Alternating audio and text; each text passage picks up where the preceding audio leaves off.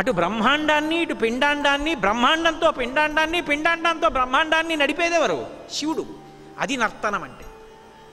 అది నటరాజస్వరూపము అన్న మాటకు అర్థం. అది సమన్వయం అవ్వలేదనుకోండి, ఆ భూతం పడిపోయిందంటారు. బ్రహ్మాండంలో ఉన్న గాలి పిండాండం పుచ్చుకోలేదనుకోండి, పుచ్చుకుంది విడిచిపెట్టలేదు, విడిచిపెట్టింది పీల్చుకోలేదు, పడిపోయింది. ఇప్పుడు ఈ పడిపోయిన శరీరాన్ని ఎవరు పుచ్చుకోవాలి? బ్రహ్మాండమే పుచ్చుకుంటుంది. పిండాండములన్నీ బ్రహ్మాండంలో కలిసిపోవాలి, లేకపోతే భయంకరమైపోతుంది సమాజం.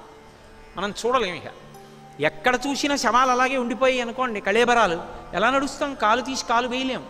బ్రహ్మాండంగా మారుస్తాడు ఈశ్వరుడే. అందుకని బ్రహ్మాండ పిండాండ సమన్వయ శక్తిగా సృష్టికర్త, స్థితికర్త, ప్రళయకర్త అవుతాడు. 3 పేర్లుగా మారుతాడు. ఆ మారణం నటరాజ సభ, అది చిత్ సభ, కనక సభ అంటారు. ఒక మహారాజు ఆ సభకి బంగారు తాపడం చేశాడంటే కనక సభ అయింది అది. అక్కడే పౌరాణికంగా అయితే అమ్మవారికి అయ్యవారికి పోటీ వచ్చింది. మన ఇద్దరిలో నాట్యంలో ఎవరు గొప్ప? ఎందుకంటే శక్తి కదూ అమ్మవారు. శక్తి అంటే కదిలితేనే ప్రయోజనం, కదలకపోతే శక్తికి ప్రయోజనం ఉండదు. ఆయనకి చాలా తెలుసండి, ఏమీ చెప్పడం, ఏమిటి ఉపయోగం? ఆవిడికి బ్రహ్మాండమైన పాటలు వచ్చండి, ఒక్కటి పాడదు, ఏమిటి ఉపయోగం? ఆయనకి చాలా ఓపిక ఉందండి, ఏ గుడికి ప్రదక్షిణం చేయడం, ఏమిటి ఉపయోగం? శక్తికి కదలిక లేకపోతే ఉపయోగం లేదు, శివుడు కదిలితే ఉపయోగం లేదు. శివుడు అంటే తనలో తాను రమించడం. కదలికలన్నీ చివరికి ఎక్కడికి వెళ్ళాలి? కదలిక లేని స్థితికి వెళ్ళాలి. పూజ చేసావు, బతికున్ననాళ్ళు పూజే.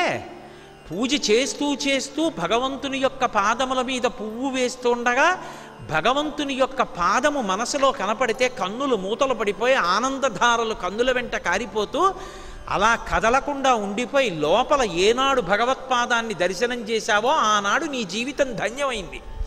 అంటే కదలికలన్నీ కదలికలు లేని స్థితికి వెళ్ళిపోతే శివుడు, మళ్ళీ కదలికలు వస్తే అమ్మవారు. తరంగాలన్నీ ఆగిపోయి అనుకోండి చెరువులో, శివుడు.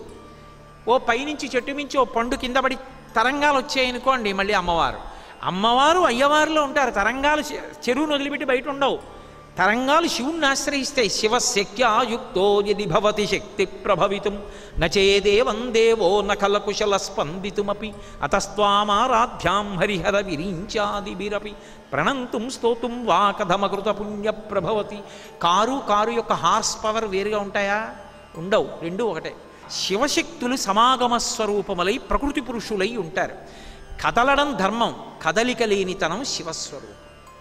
అందుకే చిట్ట చివరి స్థాయిలో కదిలిపోతే వాడు శివుడు కాలేడు.